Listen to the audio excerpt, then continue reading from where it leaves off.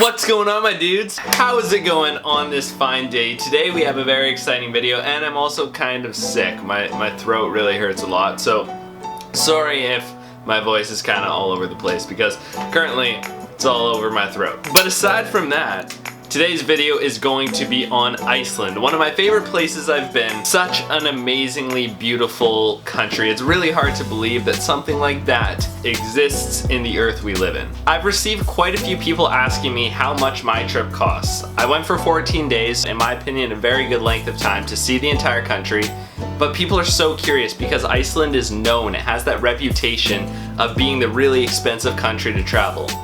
I'm not gonna lie to you, it is extremely expensive to spend your time there, but it is very worth it, and there are some ways to keep it down. I have a very straightforward answer for you guys, but the only thing is that it's going to vary a lot from person to person, sadly. Iceland is just one of those things that there's so many variables involved in the entire thing that it's going to be different for everyone, but this is a very good ballpark if you're kind of following the same trip I did. I made a Google Sheets and kind of went through my bank statements and gathered all of the information so I can rattle it off to you guys here. In total, the 14 days in Iceland, this is total, so flight in and out included, the 14 days cost me $2,362.10 Canadian. Breaking it down into a day-by-day cost for 14 days, that's going to be $168.72. But if you already have your flight and stuff, you don't have to worry about that. Then it's going to be like $92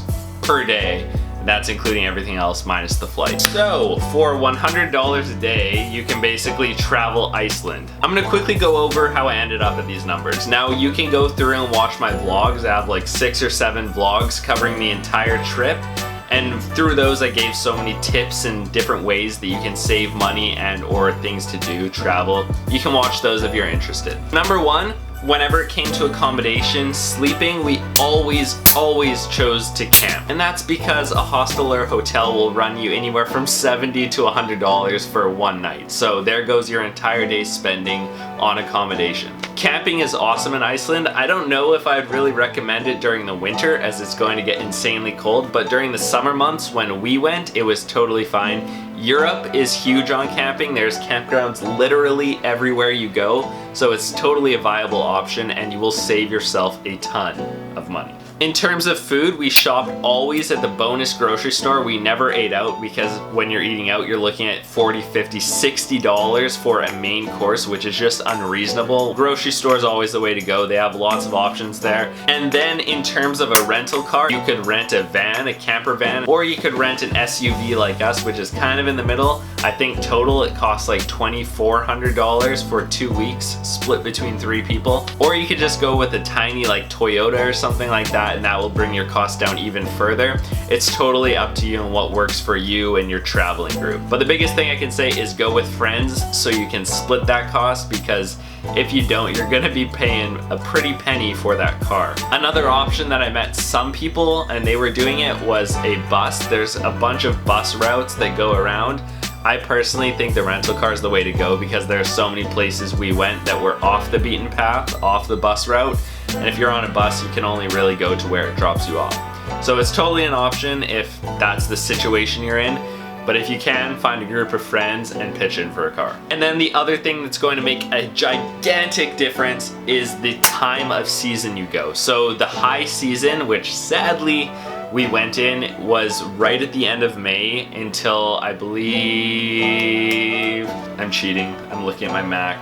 There we go. So the high season is from end of May, so June right through to August, and sadly we left on like May 29th, so we went right at the beginning. When high season kicks into play, everything basically doubles in price. Like, I'm not even kidding you, the rental car, if you look for different months, like months that are out of the high season, you're going to like pay like so much less than we did.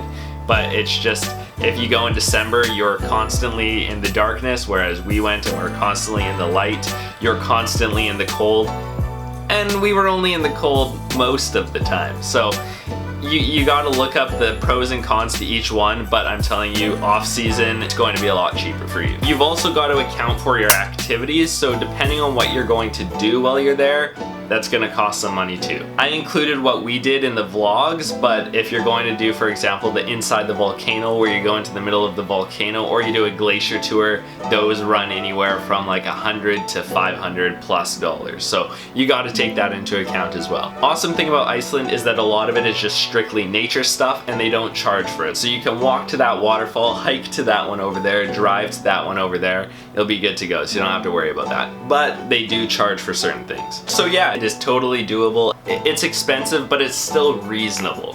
And that's it. I want to thank you guys all so much for watching. I appreciate every single one of you so much. I'm feeling sick. I'm gonna go lay down. But I'll see you all in another one.